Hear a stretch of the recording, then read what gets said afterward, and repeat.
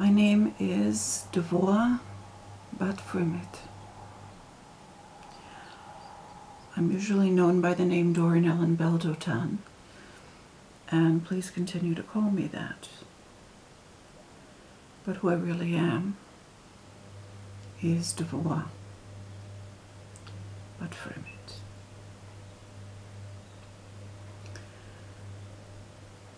We see that the great white Christian capitalist president is completely incapable of protecting you from evil.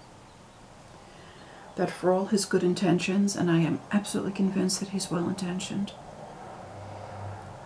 for all of the sage advice that has been offered to him, for all of the support that he has received, he did not have the strength to be able to resist evil and drag America into a war and a very, very dangerous situation.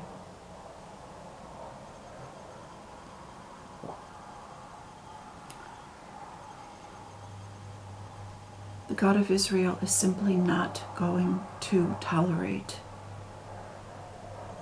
a world in which the story, the narrative that is told about who God is a God who so loved the world that he let his son be tortured, nailed to a cross, and die a terrible death, only to be resurrected, disappear, leave the world with the physical laws unchanged, and that people are still waiting for him to come back and finish what he didn't finish the first time. This is simply not going to be allowed. What Christianity is a misunderstanding of the partial knowledge that the rabbis were left with after they rebelled against the holy prophets of Israel. And when they rebelled, they were left with mere scraps of knowledge and were no longer privy to the depths of Torah knowledge. And that meant that they could no longer direct the physical world to be able to provide for themselves. They created a world which is Babylon. It's not that they learn the Babylonian Talmud. The Talmud that they learn creates the conditions that are called Babylon. Whereas learning Torah creates the conditions that is called Israel. Israel is not one geographic spot. It is a state of being. And if we learn Torah correctly, the intentions with which we learn, when they issue forth from us, create the conditions that are called Israel. Well, the rabbis were no longer doing that. The word for prophet in Hebrew is Navi. And an anagram of the word Navi is Banai, which means the builder, the mason. The rabbis said there is no more prophecy in the world,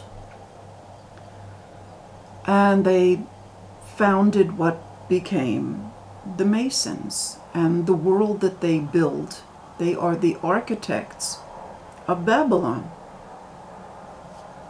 We know about Babylon that it has some very nice landscaping and building, but it was basically built on immorality. The rabbis just simply could not hack the moral demands of the world that creates Torah, which our holy prophets taught. So they said to themselves, well, we'll create another world, we'll lay it over the other world, it's going to be Babylon, and it's going to have some very, very nice greenery and shrubbery and hanging vines and whatever it is, but we won't have to be so morally exacting as the prophets require. This is the world that you're living in. And those were the people who informed the early Christians. Because the rabbis had squandered and had wasted their Torah inheritance, they were reduced to scraping in Babylon. It was also, what they found was that it went out of their control.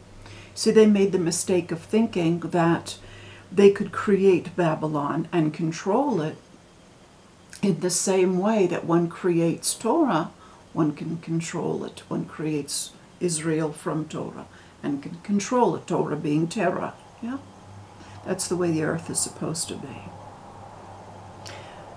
It got out of their control. They could no longer control the physical laws. They could no longer control how energy and matter were going to interact, power and material, and they could no longer control what they were creating. And they found themselves caught in a world that had taken on a life of its own. So they went scraping around for support, and they turned to the Romans, and they said to the Romans, listen, we have a little bit of secret information that we can give you that'll bolster your empire. And they gave them over the few scraps of knowledge that they still had, and that formed the basis of Christianity. A little knowledge is a dangerous thing. Invariably, people go straight to hell with a little bit of knowledge. And that's what you got from the rabbis. You got their little bit of knowledge, which you misunderstood and translated, translation upon translation, editing upon editing, and this is your religion. And this is simply not going to be allowed to become the dominant narrative in the world. You simply do not have the moral chops to be able to create a world. The Gentiles, such as they are being created by the Talmud, have very, very limited abilities. You think that matter is neither created nor destroyed, or energy is neither created nor destroyed. Absolutely not. Energy is created all the time. When we learn, when the Jews learn, we create the light. We create the energy. From the energy comes the matter. We create it all. The rabbis, on their level, are creating Babylon. Real Torah creates not only much, much higher level of physical laws and material that isn't so dense and entropic and unresponsive. It also creates beautiful beings in the world, including Gentiles who have a whole lot more positive power.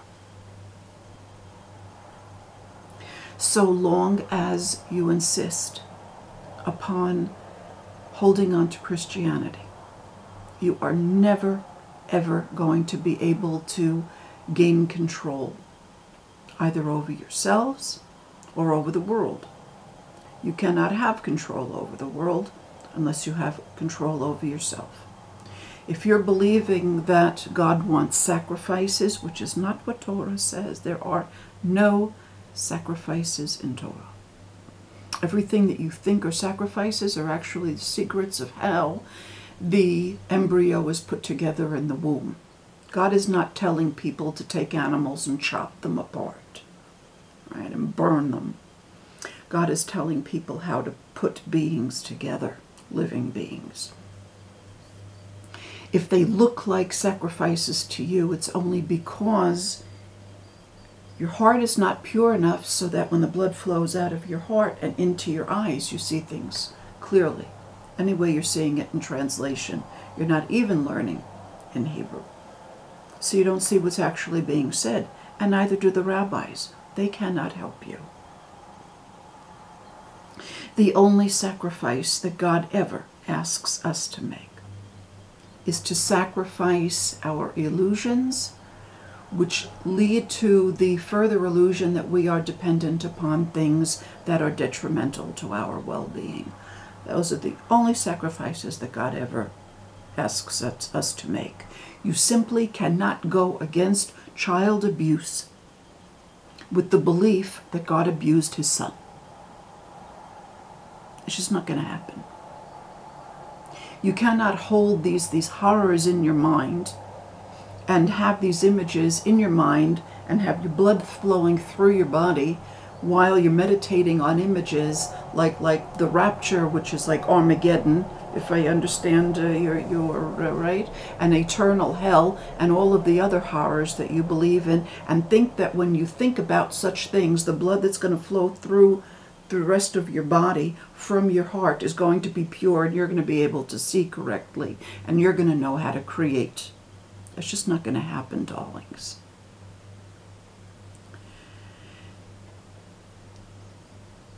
Capitalists in America are love to say, you know, look, communism doesn't work. Look how many times it's failed.